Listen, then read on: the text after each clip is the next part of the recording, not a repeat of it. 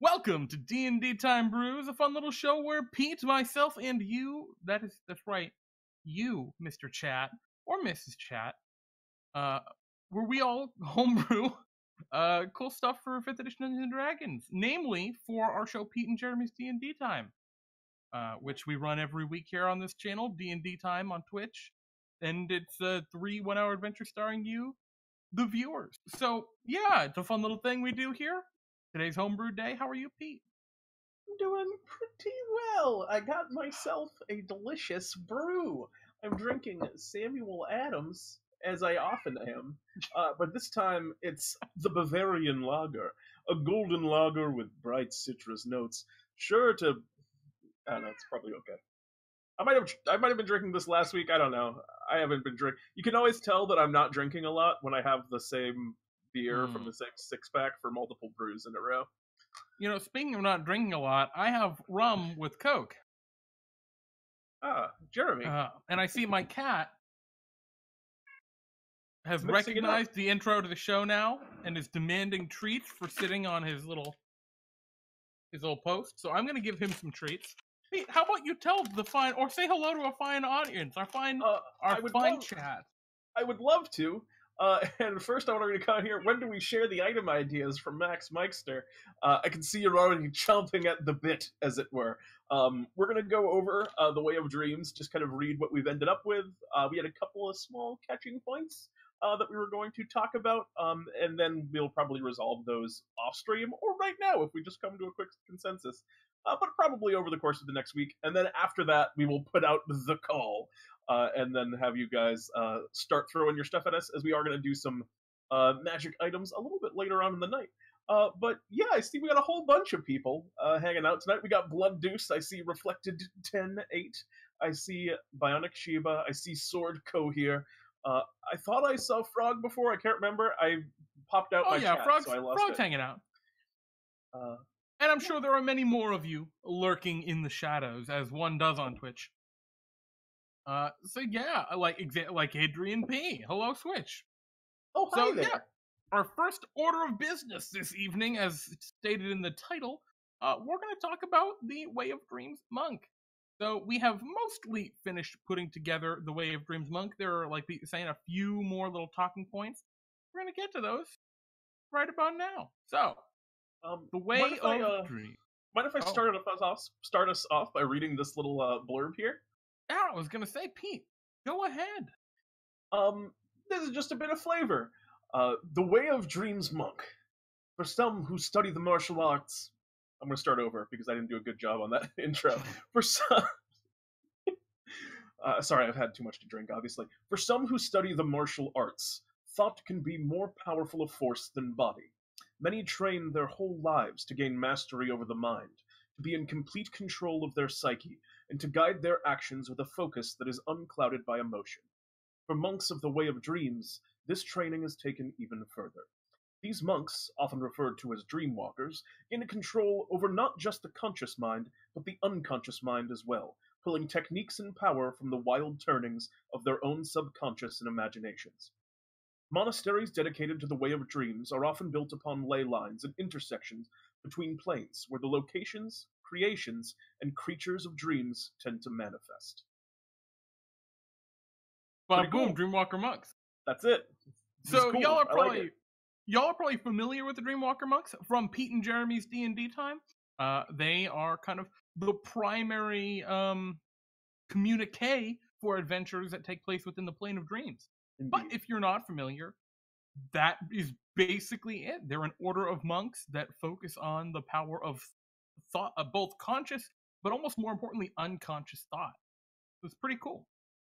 I'm really loving the way this class has kind of come together. This is week 3 of it now. Yeah. I'm really pleased with it.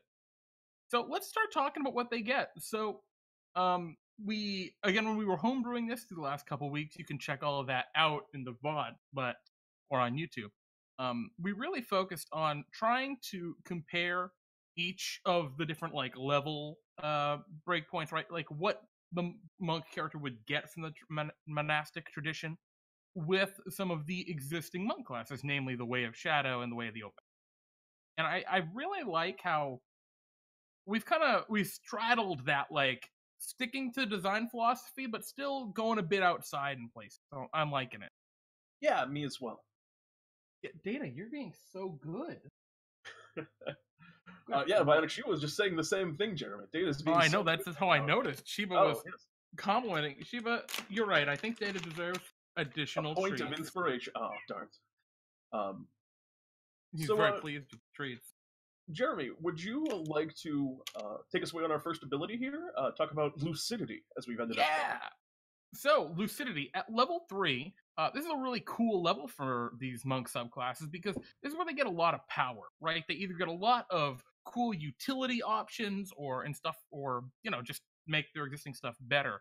So yeah, we opted for the more utility centric side of things at this level with the ability lucidity. Starting when you choose this tradition at 3rd level, you can use your key to tap into your own dreams, duplicating the effects of certain spells. As an action, you can spend 2 key points to cast Levitate, targeting self, Mirror Image, Phantasmal Force, or See Invisibility, without requiring verbal or material components. Additionally, your mind's eye remains cognizant of the thoughts of those around you. While sleeping, you do not suffer a penalty to your passive perception. So Yeah. I'm liking this. I think there might be a little more room to expand that, like, second little bit, Yeah, and but a little chunk at the end. You had recommended something earlier, Jeremy, when we were speaking about it. What was the kind of rough one that you taught? Oh, the ability to perhaps wake up allies as a bonus action or something like that. yes, the ability to awaken sleeping creatures. I think it'd be a very, very niche ability. Not a lot of creatures put things to sleep. I think off the top of my head, like what the Bronze Dragon puts creatures to sleep, and very few spellcaster monsters have the sleep spell. I think maybe Beholders can put people to sleep with one of their eye rays, maybe? That might be a variant eye ray from Tomophos. Um, but not a lot of things put things to sleep. So it's a very niche ability, but I don't know. I think it'd be really cool when it happened. Some poisons put things to sleep. Yeah, I think that would be just a potential thing to consider. And this is Mm-hmm. something that we don't necessarily need to like. Just we probably won't decide on this year. We'll just make a Well, we'll choice on definitely not execute it here because it. Yeah. sleep is not a key word in 5th edition D&D. Whenever anything refers to sleep, it says you're unconscious. And we can't just let this monk wake people from unconsciousness just As a wholesale. bonus action, always. Yeah, it'd be a little weird. So we'd need to come up with a fun way to phrase that, and also, well, we're probably just I don't know. This is in like a good space. Even if we end up not doing Mm. anything with it, I think this is totally fine and could run the way that it is. I So really like the spell choice too. Phantasmal Force is a very kind of like mind freaky, dreamy kind of ability, and it can be used out of combat, which is a really, I think, important note for it. mirror image feels very right. The levitate, I mean, Oh that's yeah. just like that's very archetypal. You picture the monk kind of like meditating and floating off the ground, and that feels right for the way it dreams. The see invisibility, why don't you was putting out detect thoughts, and I also like that as an option that I'm surprised we didn't consider. And maybe that's something that we would also look at. But the see invisibility, Yeah. seeing that which is not present also feels very kind of thought and dreamy. The reason for, I think, see invisibility over detect thoughts is see invisibility is a little stronger, and it fits that 2nd level slot that the rest of these spells fit for the 2 key points. It'd be kind of funky to be like, yeah, it's 2 key points for that level 1 spell, detect thoughts, I think or detect it'd also thoughts be is like, level 2. is it? Yeah, level 2. No way. Yeah. All right, so maybe that's an option too. Yeah. My mistake. This happens sometimes, guys. Sometimes, every so often, I'm wrong. But And anyway, we'll I really probably like this feature. These are really fun spells. I agree. Um, I really like The levitate. the mirror image. I'm just such Hmm. a big fan of. I'm picturing like so many scenes from classic like kung fu and monk movies that's an archetype I would really want to be able to play as a monk. Um, but Absolutely. yeah, Oh, hello, Matty Morgs. Welcome. we'll likely be putting this in the Brews like announcements channel for you guys to just kind of review for a little bit before we go ahead and make it D&D time legal. But we're probably I don't know, we didn't discuss this in advance, Jeremy, but in terms of time frame, I was thinking maybe not this Friday, but the Friday after for D&D Time Legality. That is exactly my thought as well. Oh my goodness, and Wagossard and Psychopath 23. Hello, Hi, all of you. everybody. I would, you know what, I'm gonna wave back. Waves back. But yeah, I think that's exactly the time I'm looking at. A week for everyone to look at and maybe comment on a little bit more, And then realize that after that will be good. oh, well, if you don't suffer a penalty to your passive perception, you can actually do an additional 5,000 damage if you multiclass with Paladin. Like, oh, well, oh dear, we didn't see that every coming. class can do an extra 5,000 damage if they multi-class with Paladin. This Anyway. is very much true. Let's talk about the next feature. Yeah, which is you want to take that? Yeah, I'm gonna dive right into this one. This one's called Dreamwalk. At 6th level, you gain the ability to step through the dreamlands reflexively when attacked. As a reaction, when you take damage, you can reduce the damage by half and step from your current plane of existence into a plane of dreams and thought. At the start of your next turn, you return to an unoccupied space of your choice that you have seen within 10 feet of the space you stepped from. Once you use this feature, you can't use it again until you finish a long rest. So this is a cool feature. This is very flavorful, in specifically the land of D&D time, where these monks are often referred to as dreamwalkers. So it felt very cool to give them an ability that feels like they're walking through dreams. This is very much in their wheelhouse. Yeah, I really like this ability too. I mean, first of all, it just feels awesome. Like being able to just say, no, I'm not taking that, is a good feeling. And we specifically and intentionally said when you take damage, not when you are attacked. That way, this works against spells, this works against breath weapons, against traps even. I really like that. That's the great case, is the breath weapon dodge, where that ancient red dragon, you already have your evasion, and then you double halve the half. Very cool. Yep. Interesting. I'm running into some funky issues again. I have no idea why OBS is having some problems right now, folks, but choppy again. Yeah, we're getting choppy. I don't know. Sorry about that. Well, hopefully it recovers. Got no idea what could be going on, to be frank. Anyway, let's talk about our next ability here. Waking Sleep. So Waking Sleep is kind of, once again, it's a pretty, well, actually not once again, unlike 2nd level, there's not a lot of power here.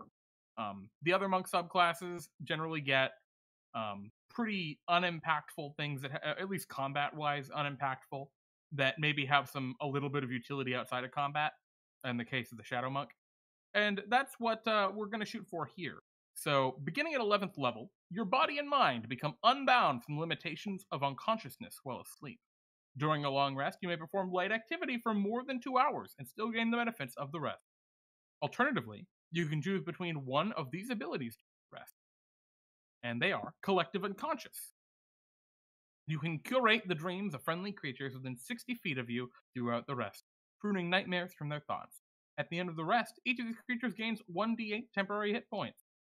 While a creature has these hit points, it has advantage on saving throws against being frightened. We think of an alternative feature for that, and we'll talk about that in a second. And the second ability you could choose from is Spirit's Message. You can speak into the dreams of another creature of your choice on the same plane of existence. If the creature is asleep at any point, is sleeping during any point of the rest, you can appear in that creature's dreams, communicating a message of up to 25 words. The creature recognizes you as the sender if you are familiar with it, and you can respond to your message in the dream if they choose to do so. The creature remembers the correspondence clearly upon. So I really like both of these features. It's one feature, but I don't know. I really dig this. How about you, Pete? Yeah, this is my favorite thing that we came up with on the Dreamwalker for sure. In particularly, I'm a big fan of, and I would say that we're not married to the title of Spirit Message, but that's what we got right now. And if anyone has a cool idea for that, these are the kind of things that will change over the course of the next kind of week as we're doing that kind of open beta, so to speak, of the Dreamwalker here. But yeah, I really love this feature. Let's talk a little bit about that catching point though on collective unconscious. Yeah, so collective unconsciousness or collective unconscious Yeah, the big question mark is what do you get? What is the cool feature you get while you have those hit points? And one of the ones we had thought about at first was you have advantage on saving throws against being frightened. That fits really well with the dreams aspect, right? You're getting the nightmares out of their dreams. It just works. It's just a very fitting, simple, um, pretty effective ability. Yep. Now, and I mean, being frightened sucks too. So that's also not, it's good. We like that. Yeah. We like not being frightened. Mechanically relevant for sure. The biggest issue with it is it can be easy to forget, especially if you're not running up against a lot of psychic creatures for a while. Or not psychic, creatures that frighten. Creatures that have the ability to institute a fear. Yeah. Yeah, and that's generally if you're pulling in an ability that's so niche, it should be very impactful. Otherwise, you'll just forget it. So this, I see this being forgotten very frequently, especially being so few hit points, and the benefit you get with them is so neat. That's why we came up with this other one, which I really like this. And it's while creatures have these hit points, they are psychically linked and can telepathically communicate while they're within 60 feet of one another. I really like that feature. That feels like a really fun ability you could use. Like, I don't know. I see the party being like, all right, we're going to have this big heist tomorrow. All right, everybody, let's have some sweet dreams. For one thing, Violet Chiba just pointed out, if you chose the second one, change psychically to mentally. I agree and don't agree, because psychically, carries more of, the instant understanding of what it is, but I agree that I wouldn't call the Dreamwalker necessarily, a psionic kind of class. It's more about that mentally, so that's definitely something to consider. The terminology is explicitly chosen because it's the same terminology used in Rary's telepathic bond, which is what that feature is based on. Yeah, I assumed that was a Rary's telepathic bond that you got that from. Yeah. So yeah, I think both are. I think both are definitely cool. In terms of as a player, I would probably rather mechanically have the psychic link one. It just seems like more fun. Yeah, it's definitely, I think, a more fun feature in terms of kind of keeping the ability and making it feel like it really connects with the subclass. I like the fear more because the siphoning of nightmares, creating that confidence. I really like that. I really like that flavor. So, like I said, I could go either way on this one, but maybe as we kind of leave this up and let people take a look at it, y'all can offer your own thoughts. I love Lance's comment. I love that spell so much. Lance, my boy. I also take it on love every that single spell. Character that can. I don't love it as much as Pete does. Pete loves it more. Yeah, it's a really powerful spell, and is very useful. It's a ritual, which it doesn't feel like it should be a ritual, but it is one, which is great. And I mean, that's pretty much what we're doing here, right? It's just a shorter range ritual version of the spell. Yep. Yeah. Anyway, and from a balance perspective, there's some value to it too, because if you have better names for any Spirit really. Message. Spirit Message is a big one. And this next one. Yeah, I'm very married to Lucidity and Dreamwalk, and also Collective Unconscious. But other than that, I think everything, anything could work. Absolutely. So, our last ability, our capstone here, is one that we talked about last time, and we kind of left off at a point where we knew roughly what we wanted to do, but we hadn't decided how to implement here. And here we have two completely different implementations of the same kind of idea. We'll both have some serious pros and cons. Yeah, for sure. But this is an ability that we're tentatively calling Living Nightmare. That's what I even if no one has any ideas, we'll change that one. So here we are. At 17th level, when a creature fails a saving throw against your Stunning Strike feature, you can spend an additional 4 key points to knock the creature unconscious. While unconscious in this way, the target suffers 4d10 psychic damage at the start of their turn, as they are plagued by terrible nightmares. This effect lasts for 1 minute, until the target takes damage from a source other than this ability, or until another creature uses an action to shake them awake. Creatures that don't sleep are immune to this effect. So, just as to kind of talk about what the flavor of it is before we get into the nitty gritty, because you want to hear the second one before we talk about mechanics here. Basically, and this was kind of one of our big goals with the Dreamwalker. We always said if we don't ever have the ability to punch someone and make them fall asleep, then we've done something majorly wrong. So this is punch to sleep. If you want to call this ability punch to sleep, Jeremy, I'm okay with that. I was actually going to just give it an old, where's the old strike through tech? I don't know. I'm going to call it slumbering strike.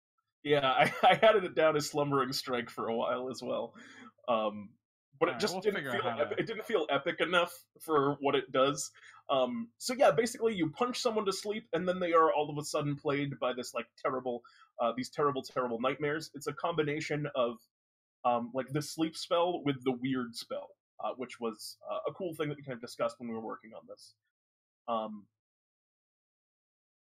Psychopath says, does it work on creatures that don't dream? Magically gives them dream? I think the idea is yes.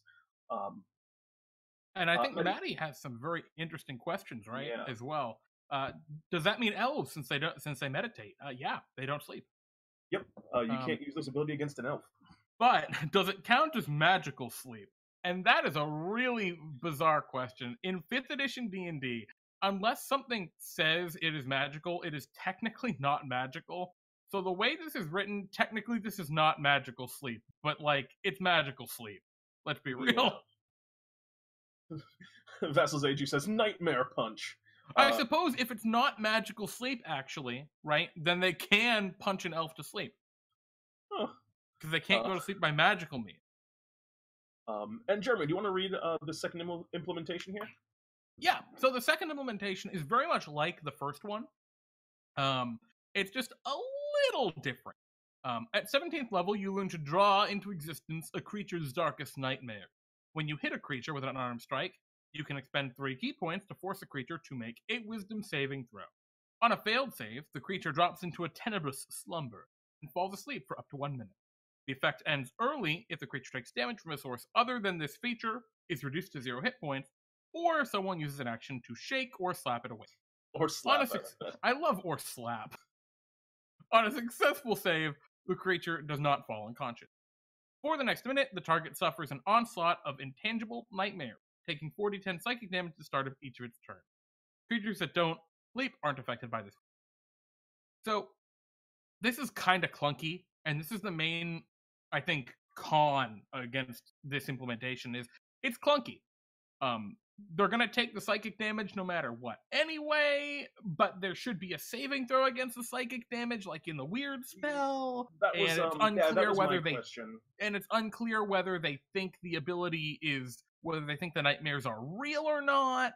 There's just a lot more text that we need to go in here that's going to make this a really big feature.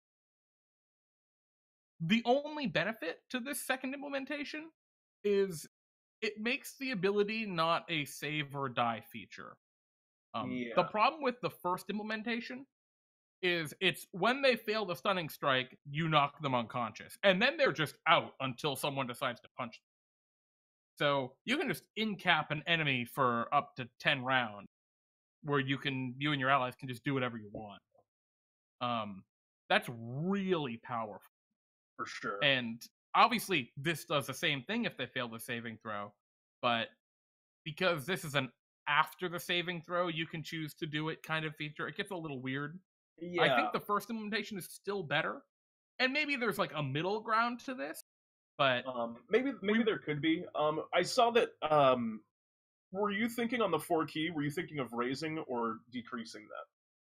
I was thinking of decreasing. My comparison was to the Way of Shadows shadow form. Oh, not Way of Shadows. Shadow Sorcerer's shadow form, I think, is 3 key points, and the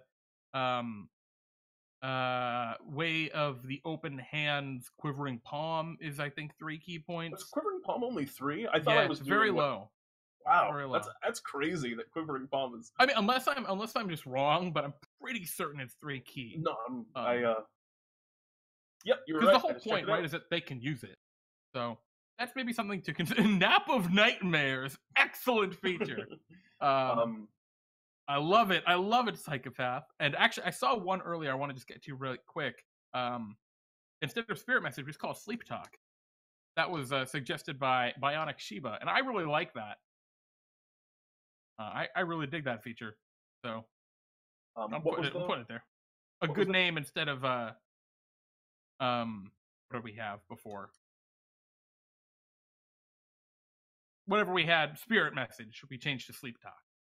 Oh, So thank you, yeah, Bionic that's Shiba, pretty for good. that suggestion. That's a much better That's a much better name. What about creatures that don't sleep? Well, creatures that don't sleep aren't affected by this, Vassal Zeju. Which is a little, it's iffy, but I think It's what we kind should probably say, instead of creatures that don't sleep, this probably should read creatures that are immune to the unconscious condition, because there are creatures, right? So maybe I just are there make a note. creatures? Yeah. What, like liches and stuff? I know animated objects tend to be. The text in sleep is creatures that are immune to charm, or undead constructs and creatures that are immune to charm. I think are the list it gives for the spell. So maybe we want to shoot more in that direction, but we don't want to just generic charm immunity, because we don't want like every vampire lord or. I was thinking that as well, but like it would feel really sad if like you were trying to use your feature against like a fae, like any fae, and all of a sudden Yeah, right. Archfey is your big bad in the campaign. Well, fuck, I picked a Way of Dreams monk, the class that's supposed to be all about this weird extraplanar stuff, and I suck against this extraplanar stuff. Yeah. So, but it definitely feels right that robots don't work on them. So maybe it's just construct. Yeah, and that's again, this is maybe one of those small details that we won't. Yeah, actually, I think what actually would be really fitting is like constructs and creatures with an intelligence lower than whatever, right? It's one of those intelligence threshold things. So if a creature is too dumb, interesting question, Psychopath 23. That was one of our thoughts, right? Because in this second implementation, if they fall unconscious, they're still subject to the effects of the weird spell. So they still have these hallucinations even when they're conscious. That's the one real benefit to the second implementation, is it can still have an effect, kind of like the Way of the Open Palms Quivering Strike still has an effect, even if they succeed in the save. So I don't know. There's a lot of up in the airness to this, but yeah, we'll it's pretty good. I think it's in a decent place. I definitely like the flavor of it. I definitely like you punch them to sleep and they go into this like odd and kind their of nightmares come into reality. Yeah. I mean, honestly, I think even not just the concept, but the execution is like pretty good. What it does is good. It's just the minutia, right, of how to write it without being too wordy and being still clear enough to sleep. And maybe it's just and maybe the simplest solution is to make it the save, put it on the unarmed strike, and then have the psychic damage just with the sleep, which might be a little bit underwhelming, but maybe there's also a key point reduction point there if we're finding like the middle ground between them. But yeah, we'll think about that and then kind of go over it. But is there anything else you wanted to talk about on these for now, Jeremy? For now, no. I see Maddie Morgs is talking about the Kalashtar. I think they're from the Eberron playtest. I actually don't remember them super well, at least as their 5e implementation. I'm very familiar with them from 4th edition because I loved the Kalashtar in 4e. So I'll have to check that out. That might be a really good, because I think the whole point of the Kalashtar is they're from like the realm of dreams in Eberron. So that'll be a really, I think that's something we can look at, especially in the meantime. I know very little of them because I'm not like I've never really read much of Eberron, but that sounds pretty rad too. I mean, yeah, they're just cool. They're just refugees from the dream realm. Anywho, so yeah, cool little features. I really like this. I think it strikes a really good middle ground between the Way of the Open Hand and the Way of Shadow. It's not. I don't think it's stepping on the toes of either class in particular, or either subclass in particular. And I think it has a really unique spot as a more psychically oriented, right, like mentalist kind of monk. I absolutely agree. There's definitely a lot of stuff I would be excited to play around with if I were to pick up one of these Way of Dreams mugs, which is always what we go for. We want it to be something where like, oh well, this just looks like it will be fun to play. Because even if like a subclass is well balanced and seems effective, if there isn't anything in it that like excites you and makes you want to play it, then I mean, there's no point in making that subclass. Which seems obvious, but I think I see a surprising amount of homebrew content. That's one way or the other. Where I mean, a lot of the time, homebrew content is a mess and completely unbalanced. But a lot of the time, also, the people who really focus on balance tend to. There's a little bit of loss of heart sometimes, and I think we got a pretty good amount of both. Yeah, and I mean, that's a kind of the big deal, right? Talking about this last feature, Living Nightmare. Coming into last week's brainstorming session where we were putting this together, this was the one feature we actually did have complete, and now it's the one feature that's not complete. Because there's just so much nuance that goes into making this really do what you want to do in a way that's concise, that's straightforward, and most importantly, that's fun. This is the part that I think a lot of homebrew gets lost on, and it's those few really awesome, like badass features. Those are the ones that take the most time. You know, Indeed, the ones your quivering palms of the world. Exactly. Like, you get a couple cool spells. That's awesome. Super flavorful. They're good spells. That's a great feature. That's not a hard feature. Yeah. This is also a great feature, but man, it's very unique. Tricky. It's very unique. A lot going on it. Exactly. Anyway, that's our Way of Dreams monk. We're going to take a couple more. We'll probably clean this up a bit more. What do you think, Pete, before posting this up to the next few days, Discord? I would imagine. Yeah, so let us know when we post this in the DnDTime Delves channel on Discord. Again, you can find the link just below the channel here. And yeah, we'll be looking forward to seeing your thoughts on it and then implementing them and putting it all out. And we think, yeah, next week this should be good to go for D&D time. Now, Psychopath, what magic items are we doing? That's a great question. Pete, what magic items are we doing? That's a wonderful question, and the answer is, I have no idea. You haven't posted them in the workshop yet, which means we're going to be doing player-submitted items. We've mentioned this a couple times now, so if you guys have ideas for magic items, please go right ahead and throw them in the workshop on our Discord, which is linked below if you're not already in the Discord.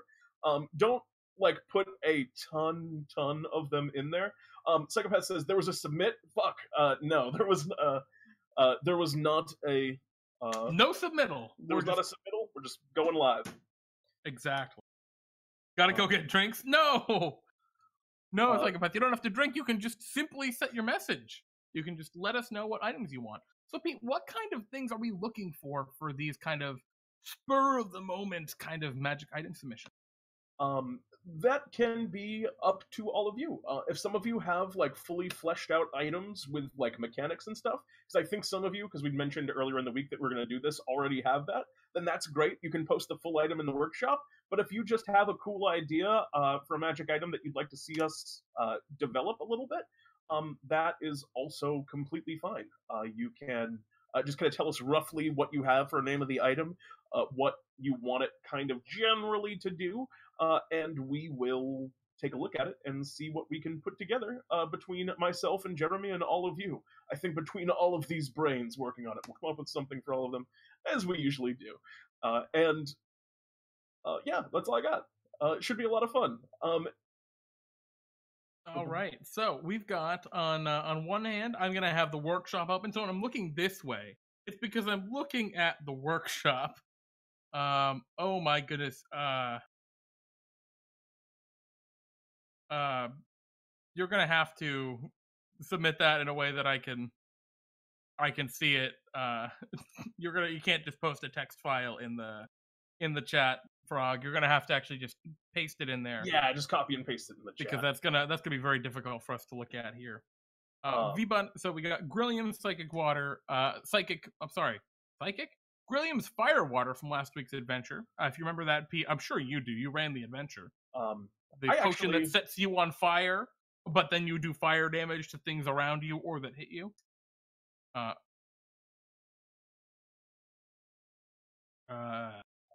wait. V-Bunny's suggesting Psychic Whip, Flame Whip, Fire Damage Whip. V-Bunny, what is it? Is it a Psychic Fire Damage Whip? The flaming, poisoning, psychic fire damage whip of Psychic doom. Fire Whip. I'm just putting it on there. Frog is saying the totally unique riding bird. All right, I'm going to put this in there as well. We can get to that. Oh, case. The totally unique riding bird. Boop. Fluffy saying magic bow. I don't know what it'll do yet. Well, guess we'll have to find out. Fluffy, or I'm sorry, Psychopath 23. Magical bow. What does it do? We'll have to find out what it does. Maddie Moore saying the tinted lenses. Interesting. Maddie Morgs. Sorry, Maddie.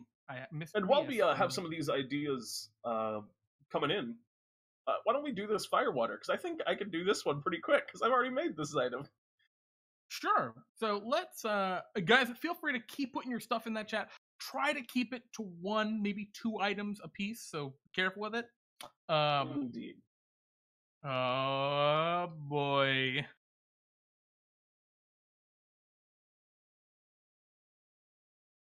I don't know why Shiba's name is coming out very small here. You know what? That's okay. So I'm going to scroll down, and yeah.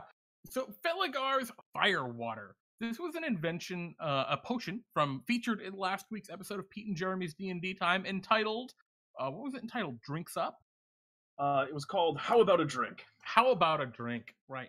Where the adventurers were pitted against a situation where Victorious, the paladin, had fumbled a little bit trying to solve a puzzle involving potions, having to drink them in the correct order, and had hired Bartholomew's adventurers to simply brute force the potion, brute force the puzzle, drinking all of the potions, and dealing with whatever horrible consequences resulted.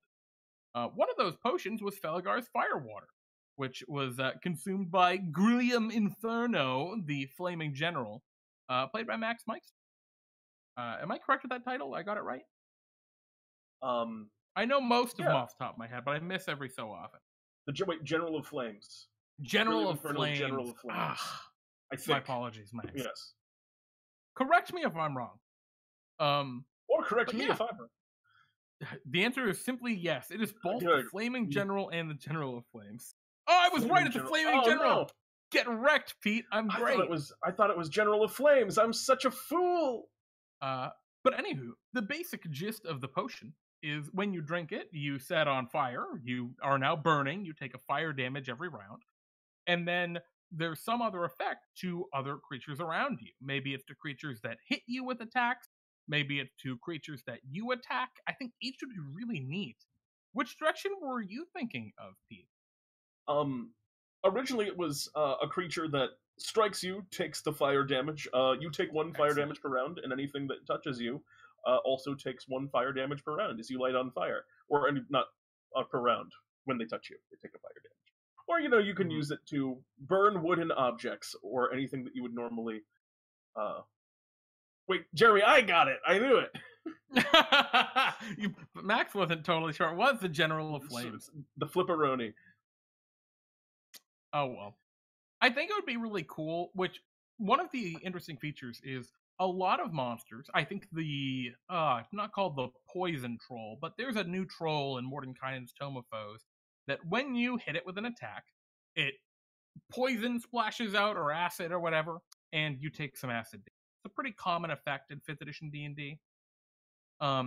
So I was thinking something like that would be really cool for this potion, right? Maybe whenever a creature hits you with an attack, they take a d6 of fire damage.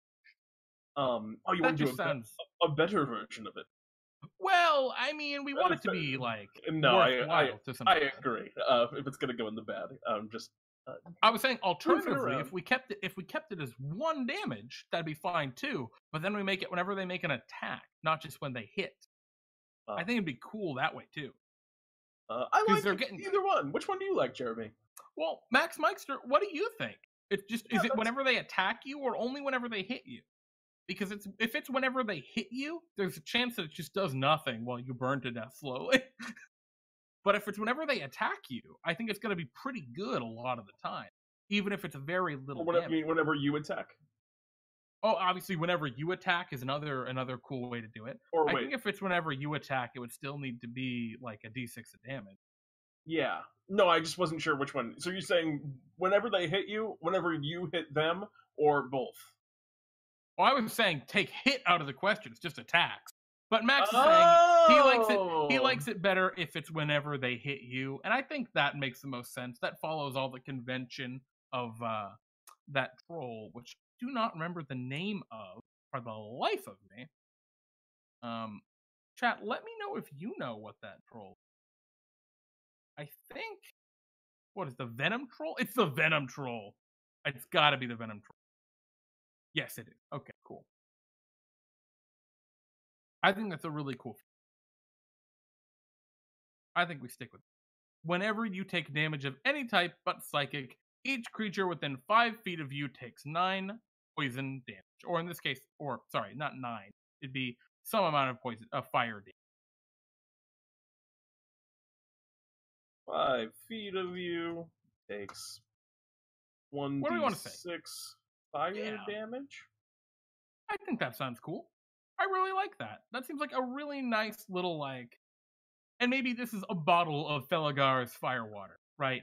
And a bottle contains enough for, I don't know, 4 uses, 4 drinks. Sure. I think that's fine. We've been going definitely in that route, in that direction for consumables where you get a couple uses out of them. V-Bunny's saying whenever they hit you or when you're taking it when you make an attack. I mean, that's definitely another option. V-Bunny's going that route. But I think just for keeping it concise and simple, we'll just do it whenever someone hits.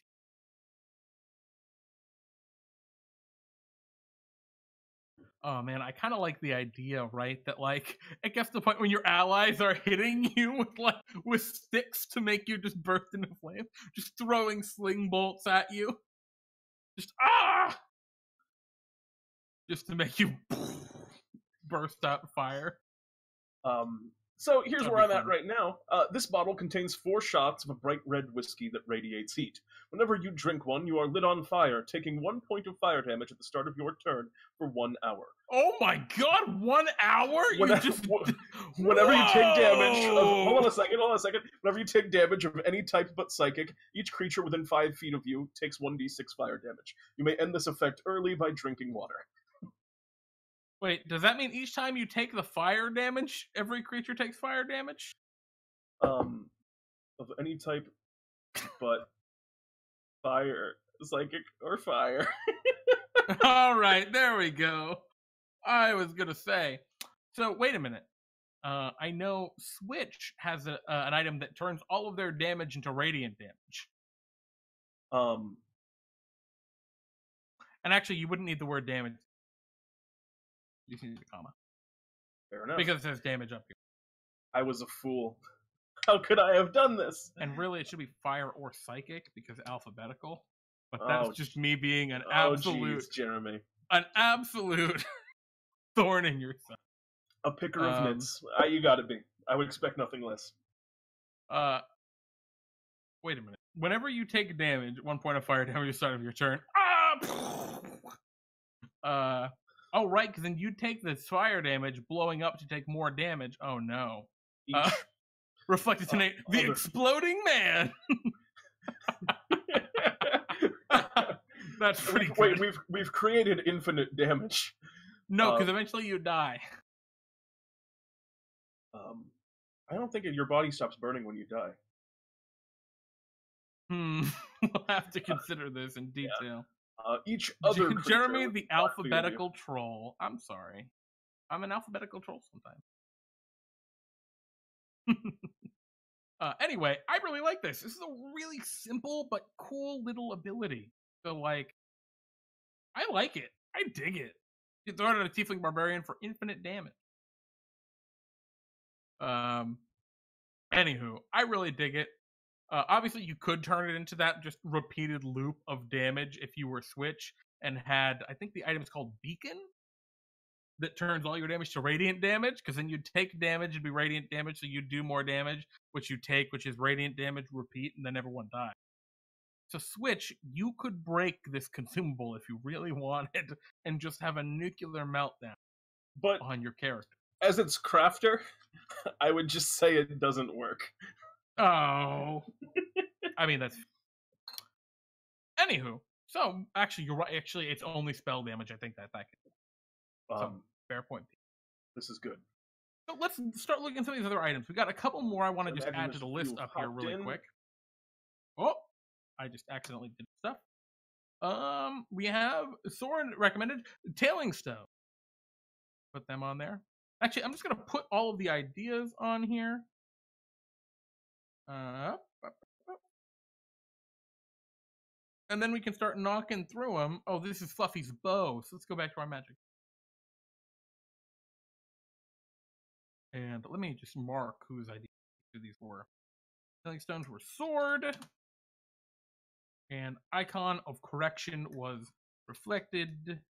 And not Reflected 10.9. It's a different version. We're not on version 9 of Reflected yet. Cool. So, what item do we want to do now? We just knocked the fire water right out. Do you want to look at the Psychic Fire Whip? Or, I guess the Psychic and Fire Whip are two different ideas, as is the Cheeseburger of Destiny. Which interests you more, Pete? I like both, but we just did a consumable, and I assume the Cheeseburger of Destiny is a consumable. So let's do the Psychic Fire Whip. Well, which one? Psychic or Fire Whip? We've been confirmed in the workshop that the Psychic Whip and the Fire Whip are two different items. Diadems with the 100 bits throwing it up there. Thank you very much, my friend. Welcome to the chat. We are homebrewing magic items just based on what the chat is throwing out there to us. It's exciting. That it is. Where's my cat? The Fire Mind. Like Niv Mizzet. I'm already on the Psychic Fire Whip. I'm already there in my brain. Alright, so I guess we're going to the Psychic Fire Whip, so let's scroll down and let's see what we got. The Fire Mind is the, because Psychic and I guess fire. we're making it into one item. I know you said it was just one item. It was two distinct things. It's not. Pete, you have a question from Adrian Pete. When are you playing Apex Legends with them? I'm very bad at that game, and if you play that game with me, then you will lose every single one you've played, as I've never won a game of Apex Legends. Yikes. To be fair, there's 60 players in every game.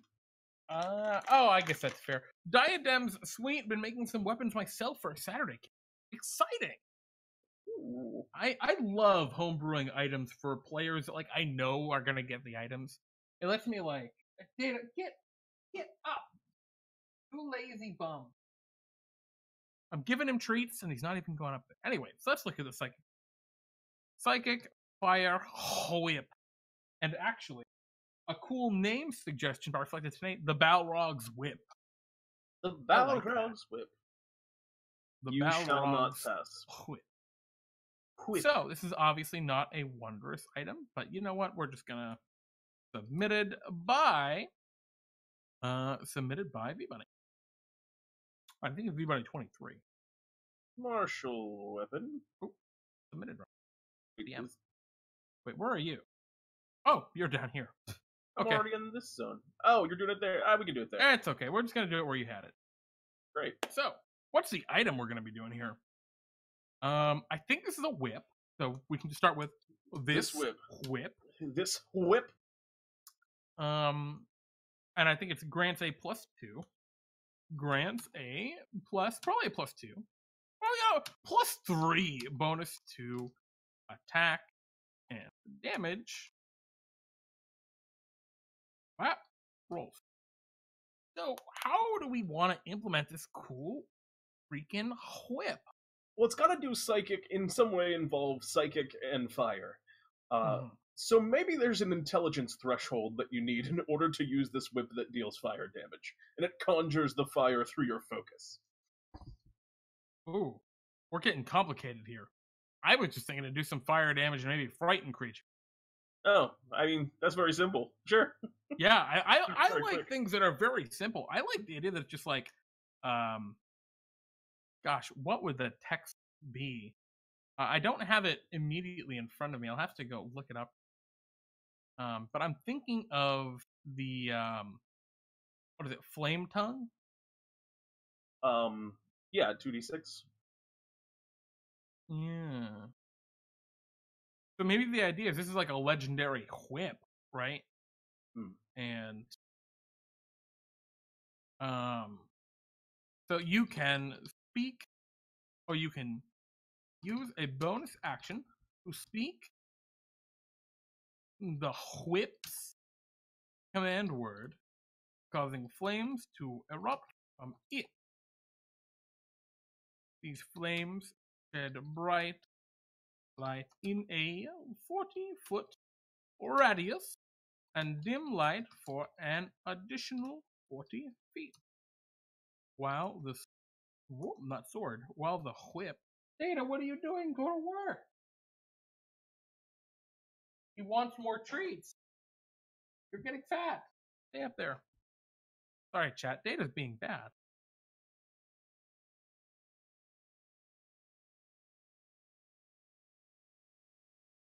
Mhm. Well, I think that we should do 2d4 as is fair with the whip. Yeah, fine by me. And I think additionally, whip's usually a d6, isn't it? no, it's 2d4. Oh. I think. Chat, can you give me a correction here? Oh, I'm saying 3d4 with some save 16 or be feared. That sounds fine to me. Maybe whip at that point it's normally 1d4 actually. 1d.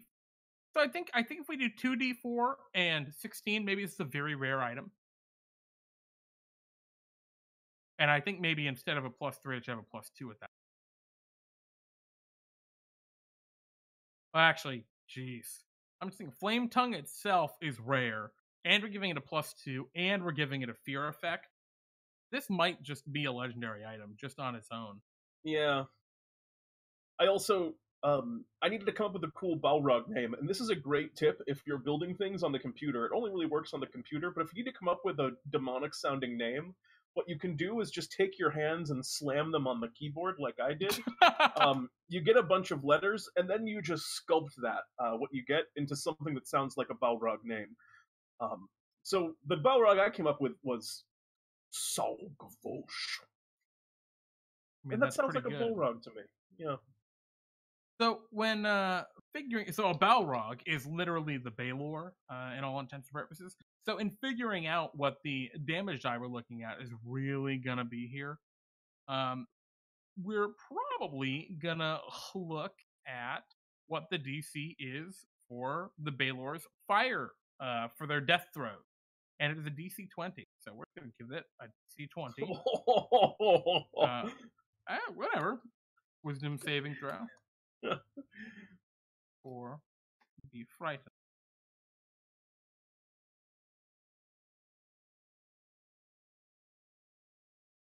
And then we need to give it the classic. Maybe 20's a little high.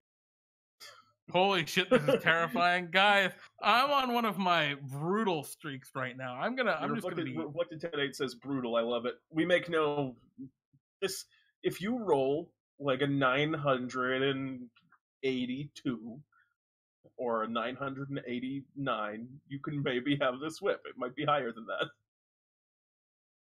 Whoop. If a creature saving throw is successful or the effect ends for it, the creature is immune to, instead of the dragon, frightful. Into this effect the next 24 hours. So that's just a really fucking brutal whip. Holy We probably need to add a save ends to that. Oh, yeah, jeez. Repeating the save at the end of each turn. And duration, probably. Or no, I guess duration. Yeah, I think we just put it like this. Yep, there we go. So this is incredibly powerful. What a I think this is weapon. actually one of the ones where we actually need a second paragraph here. Which is rare that we go to second paragraph items here on Brews. But I mean, this is a very powerful ability. Holy jeez. V-Bunny, I hope this does what you wanted this whip to do. I think that's... Oh my god. I don't think V-Bunny had a lot of plans for what the Psychic Whip and the Fire Whip would do, so...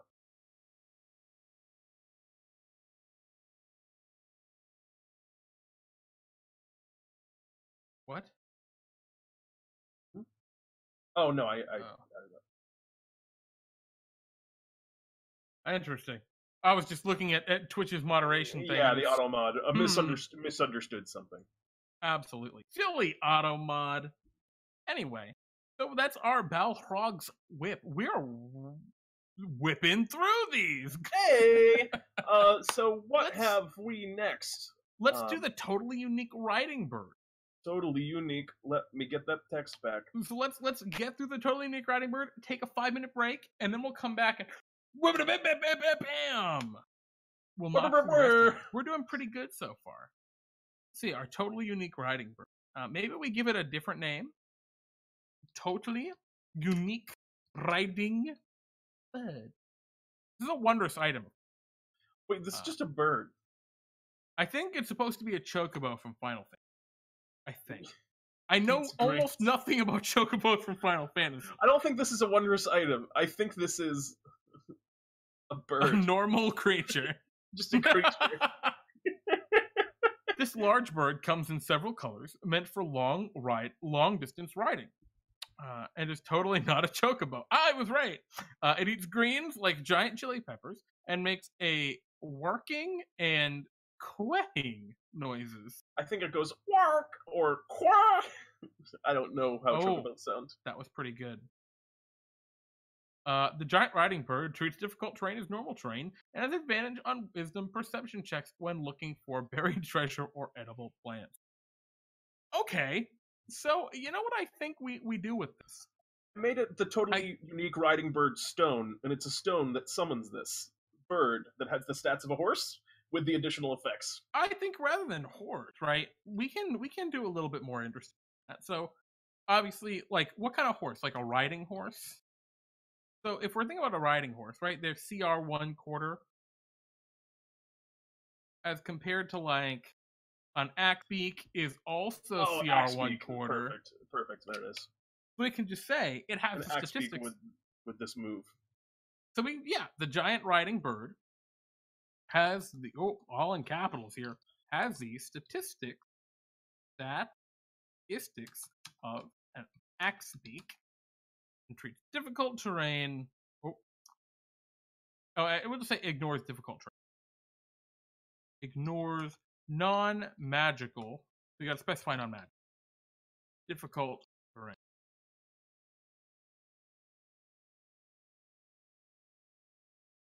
The riding bird has advantage on wisdom perception checks to find buried treasure or edible plants. Awesome! I dig this.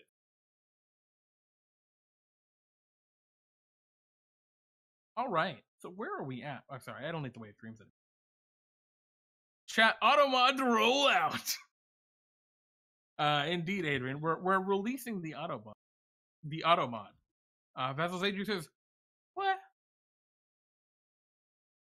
Horse birds, so kind of like a faithful hound. It's not as good as a faithful hound, but it's kind of like a faithful hound in like an abstract sort of way. So, interesting question about this. Is this an attunement? Oh, I'm sorry. Let me go up here to the Balrog's whip and requires attunement. Whoo!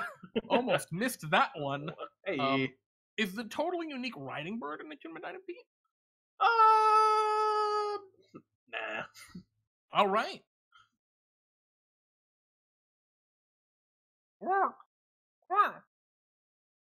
I like this dumb writing bird.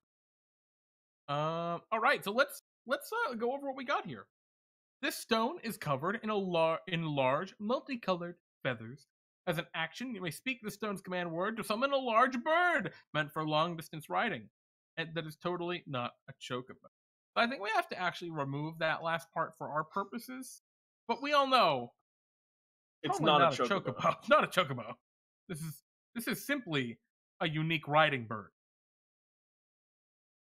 Summoned creature has the statistics of an axebeak. Has a statistics of an axebeak and ignores non-magical difficult terrain. The riding bird has advantage on wisdom perception checks to find buried treasure or edible plants. It lasts for 1 hour, probably. Yeah, sure. Or until it's reduced to 0 hit. Yep. And bada boom. Reflected Tenant, am I sure that the whip is attunement? I don't know. What do you think? We can probably take it. I think it's 2 attunements. Requires 2 attunement. That is a joke. Yeah. That is a very good whip. Faithful Hound plus Wall of Force equals auto win. Psychopath feature. with that Mordenkainen cheese coming in there. That's the kind of stuff that only Mordenkainen does. Because he's a dick. And by Mordenkainen, I mean Gary Guy. Riding Bird has advantage on wisdom perception checks. It lasts for 1 hour or until it's reduced to 0 hit points. Once you've used this feature, you can't use it again until the next. Done. Beautiful. A nice, simple riding bird, which is totally unique. Riding Bird, parentheses, stone. I'm going to put stone in parentheses there. I found a way to one-shot Tiamat. Take a week to prep, though. Yeah, it might take some time. But you know what? Could be worth. Alternatively, why don't you just have 100 wizards summon 100 shadow demons and just hope that you win with initiative? That would also work. But anywho, magic what? We have 100 wizards. We could probably just do a lot of magic missiles. Yeah, I would also just win. Just 100 wizards doing 1 magic missile each would probably. That's the problem with statting up gods. Is 100 people could just kill that god. Maybe a good god mechanic is there's a certain minimum damage threshold. Yeah, well, a lot of them have immunity to spells below a certain level. I think actually Tiamat has the Rakshasa immunity to spells below. She has that level. fiend move. Yeah. Yep. It's like I'm bringing it right up. There it is. That's fair. It's very fair. Well, either way, let's take a quick break. Throughout this break, we expect all of you to celebrate Mr. Plunderloot having 105 points. So everyone, make sure to break out your tequila as requested by Mr. Plunderloot. He didn't actually request it, but I know in his heart. And we'll be right back. See you in a minute.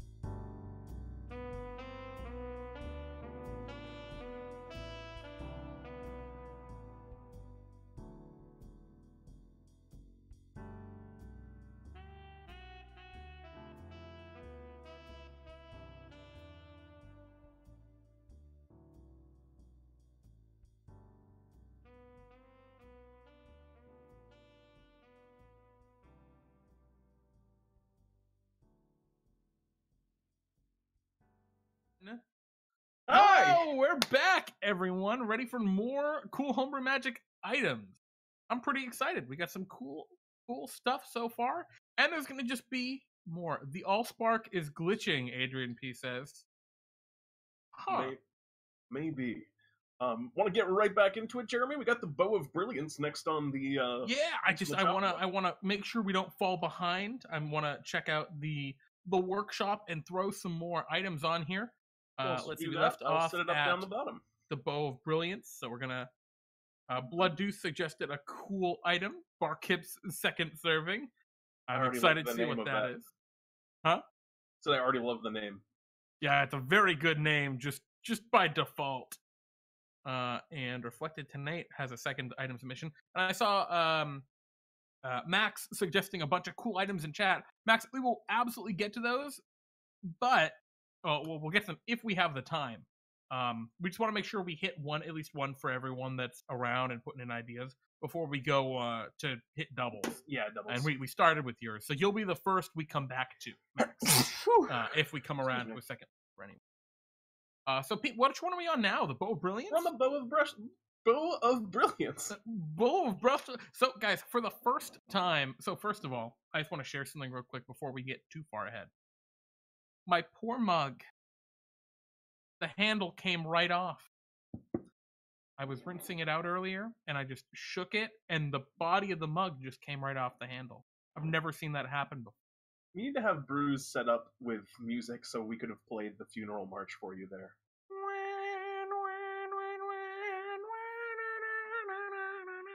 I think it would be good actually if we had some like light background music. That would probably be a cool idea. We should do that. Yeah. Note to self. Secondly, I think for the first time ever in Brews, Pete and I actually refilled our drinks during this break. I got a new one. It's the same one as before. It still has some. I have more rum. Mr. Anyway, will be pleased. Let's look at the Bow of Brilliance. Submitted by Psychopath23. It's a bow.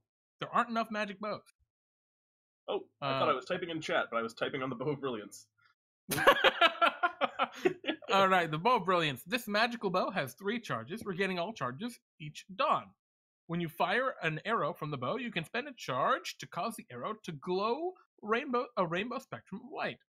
Whether you hit or miss a creature, all creatures within a 10-foot radius of the target creature need to make a Constitution saving throw or become blinded until the end of your next turn. Oh, I love that idea. It's a very neat ability. That is cool. You know what? So, I think what we do. This magical bow has 3 charges getting each at dawn. I'm sure there's some, like, text minutia that we're missing with this, but that's okay. So, I think it's, when you take the attack action, you may expend a charge, or rather than take an attack action, when you make an attack using this bow, make an attack using this, you may expend a charge.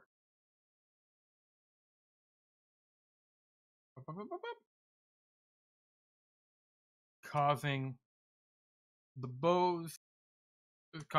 the fired arrow to glow a rainbow spectrum of light. So I think that's a cool idea. So whether you hit or miss the attack, or miss. Right now I'm just getting the official charge text. Each creature within, what do I want to say? I think between you and the target in a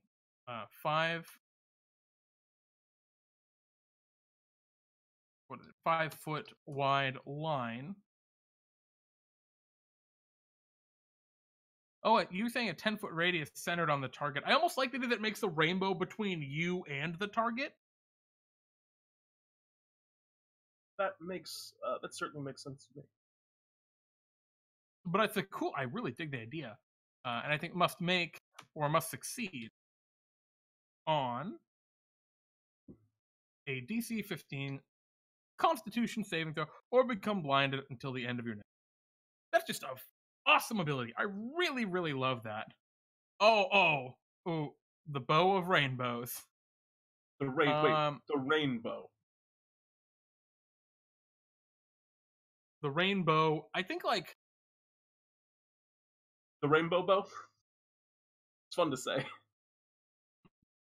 the rainbow bow. No. Bow, I bow, kind of bow, like bow, the name bow. the bow of brilliance, to be honest. Yeah, bow of brilliance. Oh wait, I think that's like a no, cool wait. name. I think you hit the nail on the head the very But first time around. in D&D flavor, the prismatic bow, like I don't know. There's the helm of brilliance, which is very prismatic. but that's like fireballs. But the prism is always the rainbows. I'm fine with the bow of brilliance. I ain't gonna fight to the death on it. Cool. Moving along, I mean, we don't want to take more time arguing about the name than we did making the item. And I mean, part of the reason we're doing these so quick is because you guys are coming in with awesome concepts, just like mostly done items, mechanically sound before you brought it to us. So, Psychopath, what do you think? The bow of rainbows? V-Bunny is agreeing the bow of rainbows? All right, the bow of rainbows. You win, Pete. The chat is with you. The creator is with you. It's the bow of rainbows. I really dig. Oh, I'm sorry. What rarity do you want that to be? And is that an attunement item? It seems like an attunement item to me. I believe it is as well. At least in DnDTime. Yeah. It is attunement. And doesn't have any magical I like bonus. the rainbow bow. All right, Psychopath, as you decree. The rainbow bow. The rainbow bow. Let's see. It's DC 15. That puts it in the rare category, and I think this is a pretty good rare item. That's a very powerful effect. It's because of the line effect, the potential for has so much potential. It's a big AoE blind on a pretty good save, so I like it. Done. We're moving. Bow, rainbow, bow. That's a good one. Bow. Awesome. So the rainbow bow. Quick side note, Jeremy. Have you seen Bow? I've only seen a very little bit of Bow. That's good enough for me to know that you've seen at least that. Item for Maddie Morgs. The tinted lenses. Uncommon item requires attunement. For 8 hours, you will no longer use natural or magical dark vision, but lose sunlight sensitivity. Huh. I like that. I mean, here's the thing, Maddie. I'm gonna give you some inside baseball here. That didn't make any sense. Some insider trading. Maddie, I was going to make an item for this and put it in Waterdeep Dragonite. The tinted lenses are going in. Submitted. So I think what we just say by Maddie Morgs. So we just say requires attunement.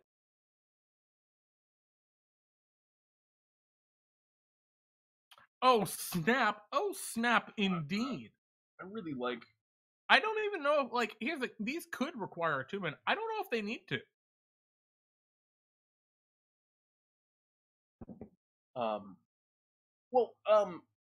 Does the the owl goggles, the goggles of night vision or whatever they're called, require attunement? Oh, excuse me, I'm full of sneezes. Bless you, Jeremy. I think the goggles of night do require attunement. I'd be pretty surprised if they did as well. Oh no, they don't. No. If the goggles of night don't, then I think these are good without it. I agree. While you wear these tinted glasses, you do not gain the benefits of a natural or from natural or magical dark vision, and do not suffer the penalties of sunlight sensitivity. Great. Or sunlight sensitivity, or what's another one? What's the deeper one? Or is it sunlight vulnerability? I'm thinking of the vampire one. What are vampires? But maybe vampires. I like the mundanity of it for the tinted lenses. I feel like there's You're more to probably it, right. more to a vampire being blasted with chains. Also, I like the simplicity of the item without it. Well, it'd be hypersensitivity. It would be the second. Sunlight But you're right. I think the hypersensitivity is like your skin burn because you're taking damage. Psychopath Swing says vampire and edgy sunglasses, huh? I mean, just every strat in the world would be wearing these cool sunglasses. Just reckon it. For the lenses, I think 8 hours can be cheesed a bit too easily. Probably just an exchange of dark vision for reduction of sunlight sensitivity. I'd like to keep this as a common, uncommon tier. Fun, but isn't overpowered or enables cheese. Perhaps as a way to help make up the if this feels uneven, it can either grant advantage or expertise on attuned to deception. Yeah, I mean, we could definitely. We doubled it? How'd you double it? Oh, I see. You were just going for an extra blank tab or something? Oh, yeah, I just want another one, so I see. Well, Pete, why don't you just take the next one? Anyway, Maddie, I see your concern there. Obviously, sunlight sensitivity is a very big balancing factor on certain races. I think kobolds are really the only ones where it's a balancing factor. On drow, I don't think it's really a balancing factor. I don't think drow are overpowered without sunlight sensitivity. I think it's just a... Yeah, I don't know. I mean, the only race I see this unbalancing is kobolds. And kobolds are kind of weird because they're a monstrous race anyway. I'm fine, at least for my purposes, using these with the like the goggles of night. Big plans for helping out Kyle, huh? No, I think Kyle's gonna get himself killed, but in the meantime. Anyway, we're on to the Illithid Head, which was submitted by Bionic Sheba. The Illithid Head, a mind flayer's decapitated head and spare door knocker from Clinton Slaughter Murder to do illithid things with. That's an interesting question. So the Illithid Head actually is not Clinton's originally. It was given to Clinton Slaughter Murder by Crixus, the Light of the Dawn. Or is it the Light of the Dawn? Yeah, the right hand of the cloud. Yeah, now it is. And he was Light of the Dawn at the time, I think. And yeah, and Crixus got it on a adventure way back in the day, an offline adventure or off-stream adventure I ran. Oh yeah. Called with Shock and Awe, where the players investigated the ancient dwarven city of Awe, AU. It's the city of gold. So this Illithid Head's been around for a long time. It's very gross. It's also very old. I don't know what the heck this does. It's got a lot of like character to it, I think, just because of its history. What does an Illithid Head do? Also, Xanderil subscribing for Twitch Prime for 6 months. Oh my god! It's almost like I've been with you guys for 4 times as long. Alex, you've been with us from the very beginning, my brother. You are always welcome in our sacred halls, subscription or not. You are beloved, Alex. Holy shit! Reflected tonight coming out hard. That was actually my idea too. Mind blast once per day. I was just thinking you could use it to crack the skulls of unconscious creatures. See, Sheba's with me. Extract brain. I like mind blast. Mind blast. While you're grappling an incapacitated creature, you can use the Illithid Head to extract their brain. Guys, this is super easy. The mind blast is probably more logical. So we'll just say this decrepit,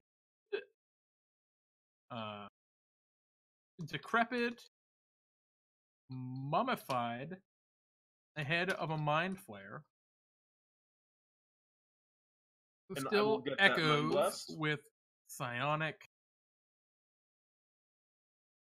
power as an action.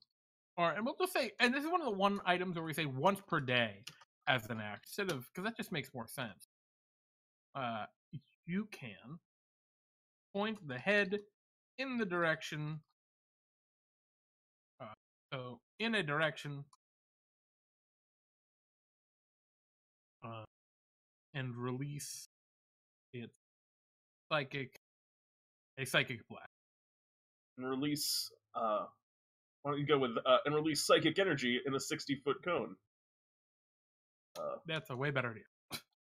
Psychic energy in I a got you. 60 foot. I'm already lit. Oh, Oop, oop. way ahead. Let me get. Bada boom. What? Each creature in the area must succeed on a DC 15 intelligence saving throw, taking a bunch of psychic damage. All right, that's holy shit. That's so powerful. Yep, it's really good. Very rare. I think we just make it uncommon. Oh. Requires attunement. Yeah, this is a very good item. Even as a very rare once per day item, this is incredibly good. That's okay though. Sometimes we make really good stuff. Oh boy, let's specify it's the mummified illithid. I spelled mummified.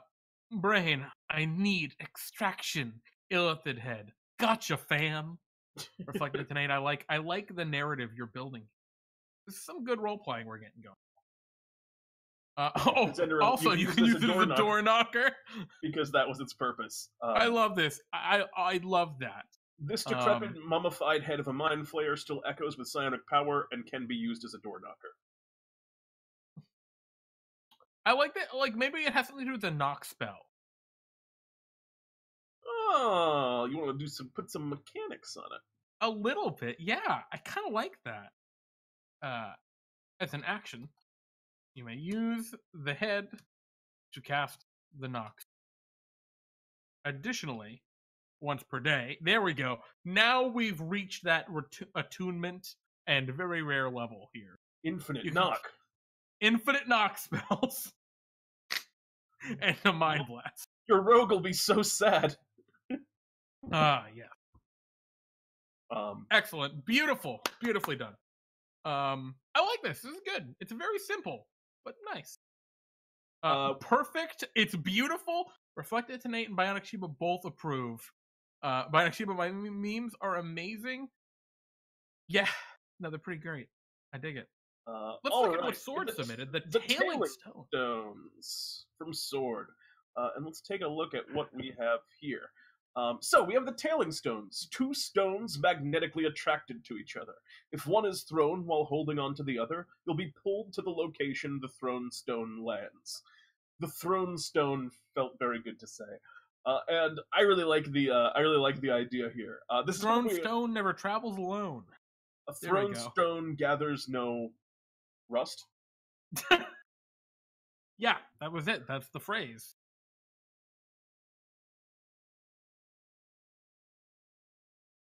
These 2 well-worn stones. Oh, okay, fair enough. Keep it in there, Pete. Put it in there now. These 2 well-worn stones are magnetically attracted to each other. As an action, you may throw one of the stones to a point you can see within 60 feet. Well, hold up. Quick hold up. Is this a once per day deal? I think you can use this whenever. Yes, I think this is like a bad Wings of Fly. Okay, that's a very fair point. Submitted by. When you do so, you are magically pulled by an immense gravitational power. I'll just say, I'll get rid of that. You're magically pulled. Or actually, when you do so, the paired stone is magically pulled towards the throne stone. Are holding the throne stone. Hold with it.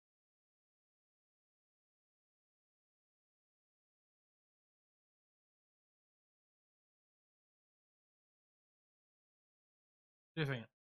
Well, the location that the Throne Stone. I like the idea that it's like, we're gonna go for it. You throw the stone, it lands with some lava. Oh shit! And maybe there's we need to put some kind of caveat where if the stone is thrown to a location which your body could not be dragged through, like through a crevasse or somewhere where it's too small, you don't travel. You have to be able to move to the spot. So something like if your path is obstructed to the stone, then you are stopped at the obstruction. Yeah.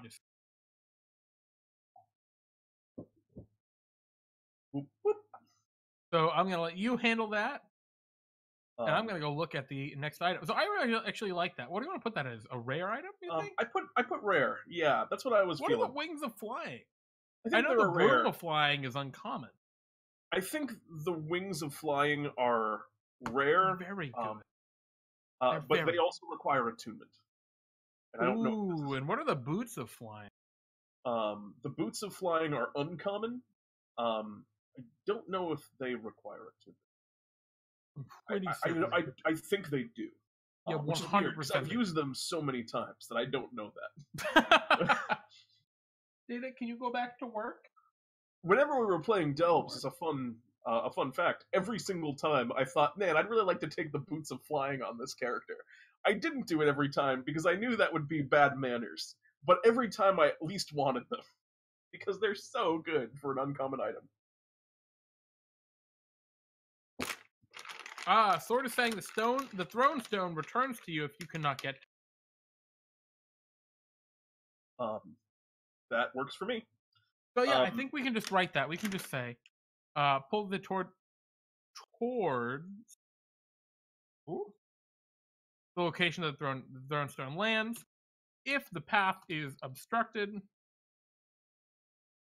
you stop at the obstruction, and the throne stone returns.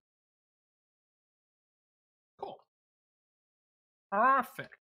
And I think this is an uncommon level item. Oops. Sure. But I'm okay with rarity. Yeah, I don't know. I think it's I think the lack of attunement makes it a touch better. All right. And I am down with that. Sheba says, can it be used with a sling? I think the answer is absolutely. It just has to be within 60 feet. And Lance is saying, or the catapult spell? Absolutely. Or the catapult spell. Yeah. Increased accuracy. That's the kind of thing, if you need to, get to a very precise point and to be dragged to it, you'd, break out your catapult spell for increased precision. You're technically not flying. One of those options, right, where you throw it up into the air and it hits the wall of force and you're just like, shit. And then, what? Up you go, and then down you go. Tailing returns to you? The Throne Tailing Stone is the name of the item. Oh! Thank you. Never mind on the second item idea. I need to revise it, Max Meister says. Sure. Just let us know what you got, Max. For now, let's jump up to our next item. We got Reflected 10-8 with the icon of correction. You want to read this one, Pete? Oh, I was going to say, I said you want to read this one, but I will read it if you wish not to. No, I got it. Oh, you've deleted it. I'm just moving it down. You bastard. All right, there we go. All right, the icon of correction. Mythic spell focus requires attunement. This polished opal ring gleams so brightly that you can see your reflection perfectly clearly.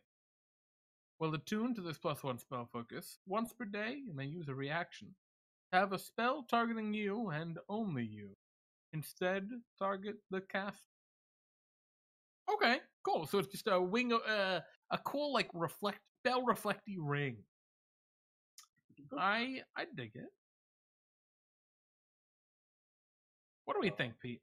So let's see. Requires attunement. Yeah, it's got to require attunement. But it's also got to be a good item. It's got to be fucking powerful.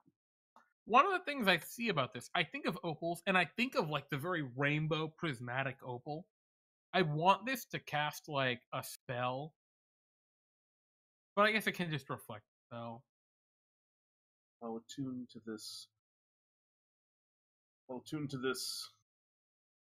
I think we can just say the focus grants a +1 bonus to spell attack. Yeah, once we do this icon, um, gain a +1 bonus. Boop. I'll let you do it. Or actually, to spell attack rolls, yeah. and Or probably not damage rolls, probably just spell attack rolls.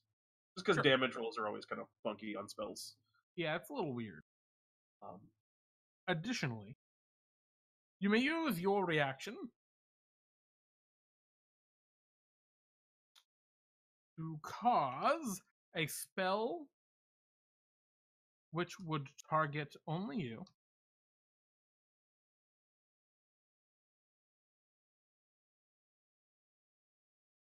To instead target spells.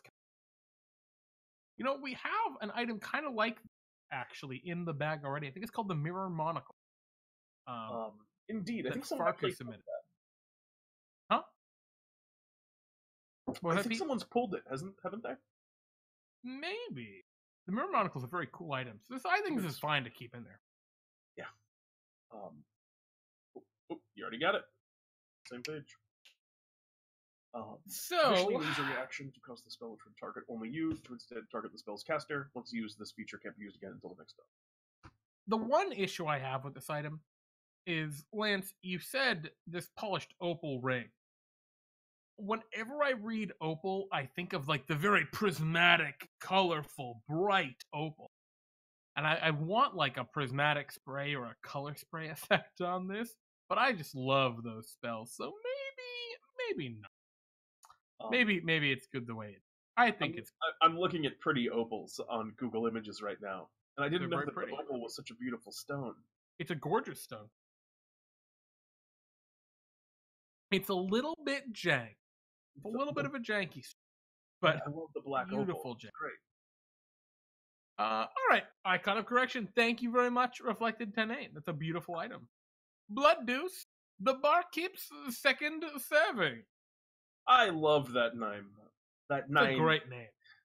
I did an accent on that name for some reason. I'm going to just paste it down there. Barkeep's second serving. So let me work on this. Rare requires attunement? Question mark? Well, Blood Deuce, are you not sure whether it requires attunement, or are you just kind of leaving it up in the air? Perhaps one of the two. It's a canteen that can store a maximum of 2 portions, or 1 portion of a consumable in the canteen, and attune to it, and to attune it to that consumable. Once per day at dawn, generates 1 portion of the consumable. It can only be attuned to 1 consumable at a time.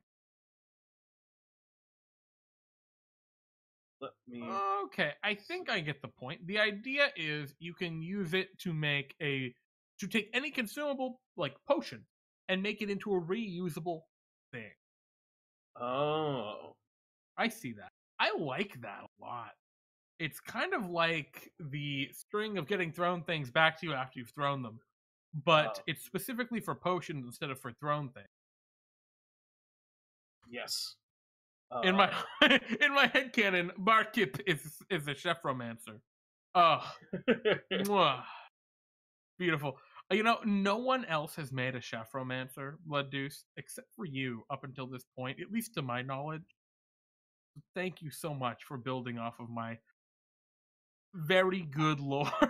I would argue that Crixus is a chef romancer in training. He's got chef romancer subclass levels, I think. Yeah, he's got a prestige class in chef romancy, going back to 3.5. We're giving him prestige levels, guys. Awesome. So I think we just say, what do we kind of want to describe this as? A silver canteen, kind of like a flask, or is this the silver canteen? Was an heirloom of famed chef romancer Barkeep. Beautiful. I love that name. It's so good. That's such a DnDTime name. Good, for sure.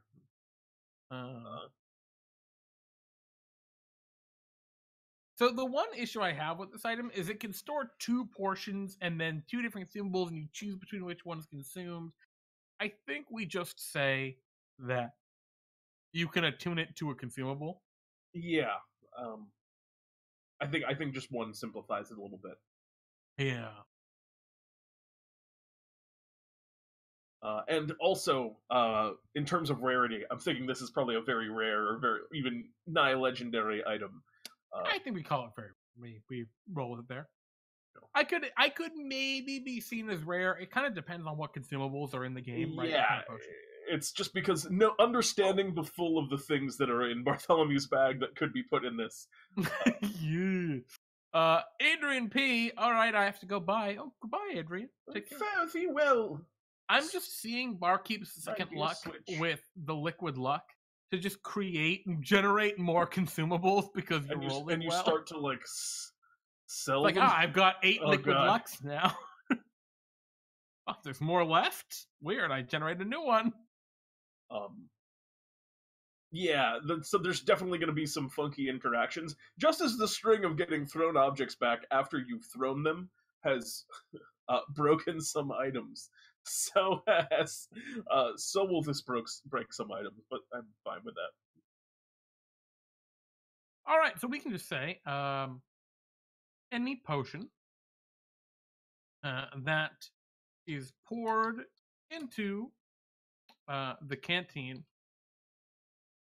becomes infused. We'll just use a term that's not a real keyword. Infuse into the item. The item can only have one consumable. So actually, we'll just say instead of potion, consumable potion. I have one consumable infused at a time. So at this point, we've invented a keyword, infused. This is a kind of common practice in Magic item design. Yep, you come up with a term, you give a very simple contextual definition of the term, and you just move forward. That way we're not using like attuned, because attuned means something in 5e, whereas infused doesn't. So we're using infused because it doesn't mean something explicitly. Whereas if we use infused, if we used attuned, it'd be a little weird. Because attunement actually means a thing. I just put the word liquid at the front of it, so it can't be used with like vapors and stuff like that. Ah, good call. Once per day, at dawn, the canteen generates one portion of its infused consumable. I'm going to put another caveat just for safety. This consumable can only grant benefits to a creature that is attuned to the canteen and expires at the beginning of the next done. That way there's no, just in terms of the way we play DnDTime, that way there's no people selling powerful consumables, and there's also no like stacking them up to be used at later times. Yep. I just removed some of the extra text there. Right. Delightful. I really like that. I don't know why we didn't have one of those items already, to be honest. That's just a very cool idea. Delightful. Thank you very much, Blood Deuce, for your submission. The only reason I suggested it's rare because of the strength of other consumables. Yeah, exactly. Yeah. I mean, there are some pretty baller consumables in that bag, in Bartholomew's Big Bag Bonanza. The one Jeremy was referring to in particular, the liquid luck. I mean, I'm not even thinking liquid explode. luck. I'm thinking some of the bottled blessings. Those are vapors, I think, which is why I actually put the liquid. Not all of them. Some of them are. But some of them are not. Some of them are potions. This would be cool, because this would allow you to get the bottled blessing for a day and then have it go away at the end of the day because it expires. So you wouldn't have to always... You wouldn't have to commit. All right, guys. I got the bottled blessing. Left me multi-class into a wizard. I'm a wizard for today. That'd be a little Alright, weird. so moving on, we have another one from Reflected 10.8. Do we have any other ones from players who have not submitted one yet? Otherwise, we will go back. I'm just going to look in Discord. Yeah, let's check Discord. V-Bunny has one. We have a couple more, actually, from Reflected 10.8. Amulet of the Glutton, and then it's the rainbow that's already in there. Wait. Oh, no, Reflected 10.8. You've made the rainbow! You son of a bitch. Let's start off with the... Max Meister, I know you're in chat still. Let us know what your second items are, because we're actually on to the second item. Yeah, we're on round 2. Go ahead and throw that item down there in the chat, and we will take another peek at it. And in the meanwhile, allow me to read the Amulet of the Glutton here. I guess so. Go ahead, Pete. The Amulet of the Glutton, very rare item, requires attunement. This necklace is made of bones and sinew with a messy chunk of meat dangling from it. Oh dear. I love that description. It's so visceral. Yeah, messy visceral was chunk the word of I meat. thought too. Oh, very good. While attuned to this amulet, you grow vicious fangs. Whenever a creature strikes you with a natural weapon, while within 5 feet of you, you may make a bite attack against them, no action required. If the attack hits, it deals its normal damage, and you gain hit points equal to your Constitution modifier, minimum of 1. Your Fanged Maw is a natural weapon, which you can use to make unarmed strikes. If you hit with it, you deal piercing damage equal to 1d6, plus your Strength modifier, instead of the bludgeoning damage normal for an unarmed strike. Alright, that is, I think, pretty close to in a good place already. Very well decided there. Yeah, let's scroll down here to our open... Oh, you've already done that, Pete. You're way ahead of me. All right. This necklace. You felt necklace wrong. You want me to fix that, Pete? I got it. All right. Made of bone, we'll lowercase that, and sinew with a messy chunk of meat dangling from Perfect, needs nothing. Right yeah, there. Perfect. That, by the way, for anyone wondering, that is the perfect amount of flavor text for a magic item. Like, spot on. Very good. Like, it's like one sentence, maybe two, that really gets it across. If you look at all the items in the Dungeon Master's Guide, you'll notice they're very, very similar with their amount of flavor. Very little. They let the base kind of concept speak for itself and run wild in your mind. And I think that's what we're looking at here. So, while attuned to the amulet, you grow vicious fangs whenever a creature... I think it's supposed to be 2 different sentences. I see. Whenever a creature, I think, damages you with a weapon attack, with a melee weapon attack. Yeah, there we go. I was gonna say, I think that can expend to all. Attack. Well, within 5 feet of you.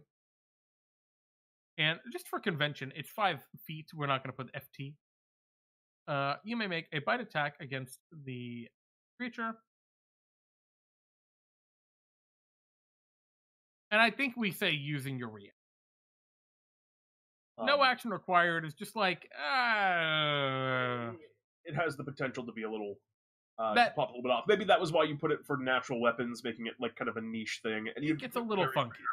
Yeah, I think that's just it makes it, I think, a little too strong in its niche, where you're fighting a bear and it hits you with its claws and its bite, and you just punch it twice or bite it twice. 5th edition has a very specific intent with its action economy, where everything has action economy, with very, very rare, extremely rare exception. And I think if they were to redesign 5e today, they would not make those exceptions. I don't think Action Surge would be no action in today's... Yeah, if they were to redesign 5e today. So, yeah, I think very much reaction is... Action Surge be an action? I think it would be a bonus action. Oh, okay. Anyway, regardless. You may make a bite attack. So, bite attack is weird, because we haven't defined what a bite attack is. I think we need to say an attack using your fangs against the creature. And I think we should put this part about that explain that the fangs are natural weapons before the... Yeah. I think we put that right there, right here. Or whoops. Oh, I just moved it. Oh, good call. That's a very good place. Yeah. Your fanged maw is a natural weapon which you can use to make unarmed. You know that you do big damage. Whenever a creature damages a melee attack within 5 feet of you, you may use your Reaction to to make make an attack. an attack using your fanged maw against the. If the attack hits, it deals. We can just say, and because we already tried to damage it. If the attack hits, comma, you gain hit points equal to your Constitution modifier. Blah, blah. Minimum of 1. And is it hit points or temporary hit points? Is it regaining hit points or gaining temp HP? I like. Because whenever a creature damages you, so I think we can just say you regain. I kind of like that. Yeah, I think it's just hit points. Because you've lost HP from the attack that damaged by default. Yeah. And I think that rare is appropriate for this. It's a pretty. The question is, it depends on who it's on. There's some, just how much you care about your reaction going in, I think, and there's some characters that'll benefit a lot more or less from it. But in the optimal case, I would call it rare. Strength modifier, so that's an important thing to note. Yeah, we're not going to get any weird rogue bite cheese going on here. Yeah.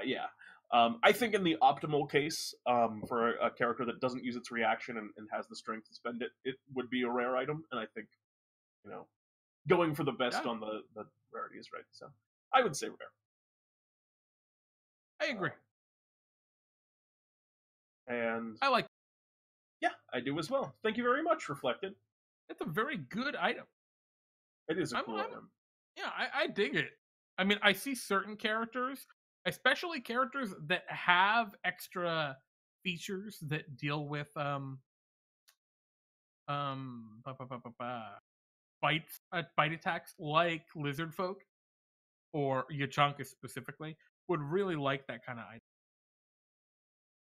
So we have another item from Reflected 10.8, but we also have some other items in the chat. So let's get those out here because we've done 2 by Reflected 10.8 so far. I want to do Bionic Shiva's item right here because I think it's going to take a couple seconds. Sure. Actually, I think it's done. Bartholomew's robes. This is a common/junk item. Just an old pair of Bartholomew's robes, which are canonically non-magical. All right. This is true. So I think we can just make these common. These robes. I like the idea of them having non-magical effects. Yeah. Maybe like maybe an intimidation advantage on exactly. being like, oh no, it's Bartholomew's creatures confuse you for Bartholomew. Yep. I like that a lot. These robes were thrown away by Bartholomew. I like that a lot.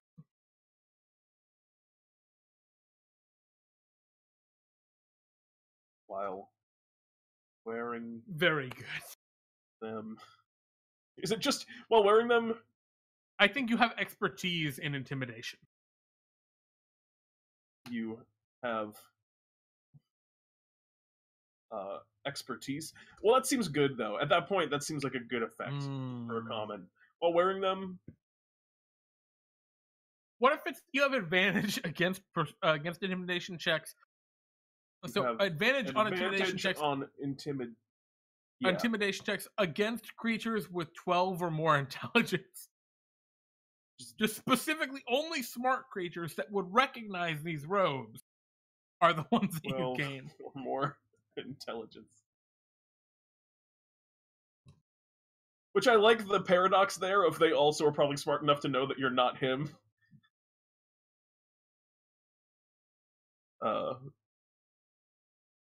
Charisma.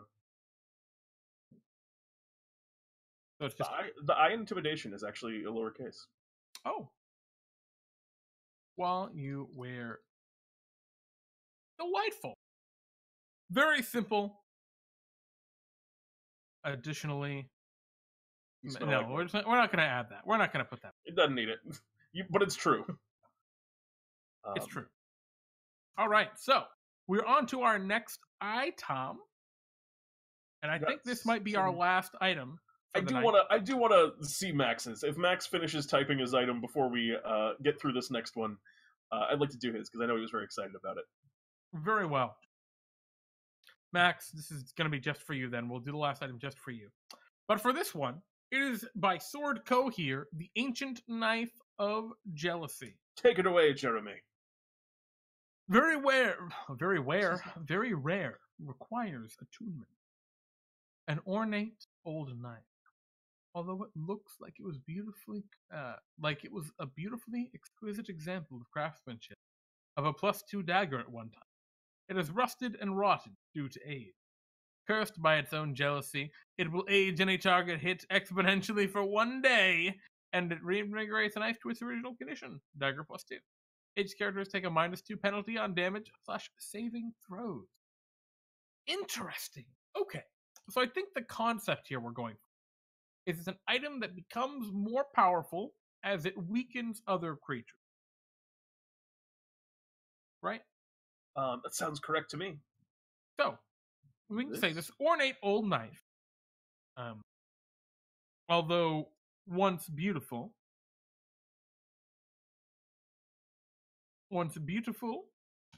and exquisite, once a beautiful and exquisite example of craftsmanship, very good. Yes, exactly. Has rusted and rotted due to age. I mean to say, cursed by its own jealousy. When you hit a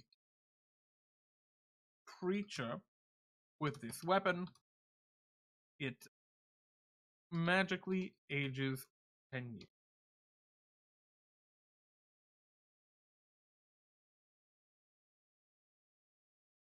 And the knife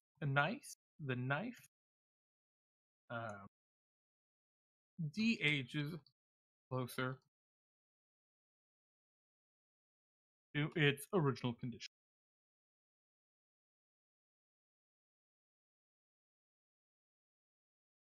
This is the kind of fun one where in most games I would look at this knife and be like, I don't want to have that in my party because I don't want there to be like a party conflict and one of them uses that knife on another player and stuff like that. I'd be very worried about that age effect. But in DnDTime, there's no PvP. That's completely out the window. So I think this effect isn't as big of a deal in DnDTime as it would. It's more the second half, the mechanical debuff there than the actual aging is relevant.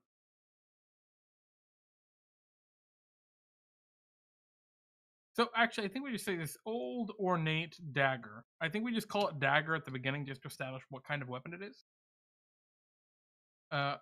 When the knife damages a creature, it can plus one bonus to attack damage rolls.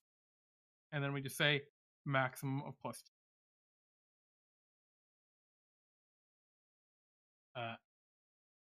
So, question mark, what does aging do?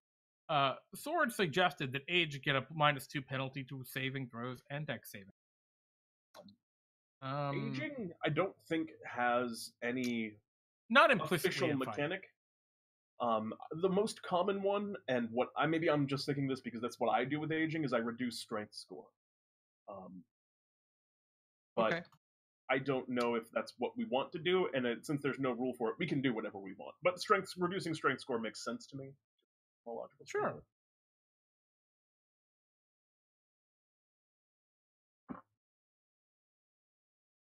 I think we just say that. Reduced by 2 for each 10 years. Yep. And in a lot of cases, that's going to have the same effect as a -1 to attack and damage rolls. Exactly. Maximum of -2, again. So I really like that. It's a really cool little item. I don't know. I think we could... I'm kind of torn as to where this is, because by default, it's an uncommon item. Yeah, and it requires the... it doesn't do much. I think if we call this uncommon and say it requires attunement, this is a pretty cool item. Yeah, I'm fine with that. And it's probably a little powerful, actually, for an uncommon item. I think we need to put the... Sword has the caveat on it that the knife goes back to being rusted at the Yes, beginning of each all turn. effects of this blade are reversed at the beginning of each turn. All effects of the blade, whoops, I are like the really rare. reversed. Go ahead. I like the really rare utility choice too, where you need a quick disguise and you stab yourself twice with your own knife to age yourself 20 years. I diggy. All right. Thank you, Sword Co. here, for your submission there. I like it a lot. Blood is saying, I'm hoping they'll just look at my second item submission in the workshop, even if they don't have time to verify/validate it. Yeah, well, Yeah, absolutely. we can read it at Blood. least. And this is Max Meixer's next item, the Hex Tech Repair Wrench. Holy moly. Okay. I was not expecting a Hex Tech Repair Wrench. All right. This fancy Oh, sorry. Do you want to read it, Pete? Yeah, I'll do this one. Please. This fancy inventor's adjustable wrench is a +2 mace that if you attack golems, artificial construct creatures with it, it instead heals for 2d6 instead of the 1d6 bludgeoning damage. No attack roll required. You can cast the Mending Cantrip as an action. As a bonus action, you may summon an immobile turret that's considered a small construct on location within 10 feet of you. The automated turret can be carried and moved in this fashion. Once summoned, it can fire a ranged attack in modifier plus proficiency bonus applies with the same range as a heavy crossbow and deals 1d10 plus magic bonus plus in modifier. This turret can be fired and unsummoned as a bonus action. All right. There's a lot to unpack. Holy shit. That's going to be a hard one. That's Heimerdinger.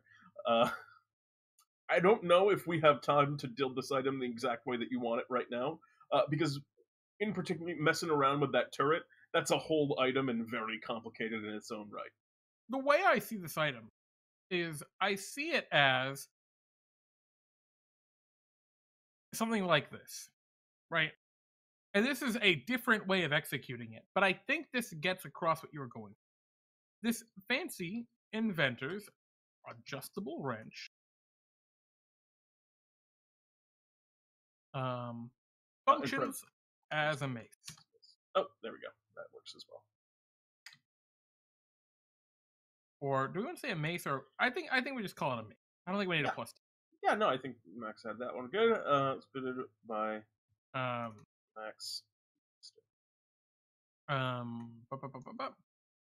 Once per day, you can use the wrench, cast the spiritual weapon spell.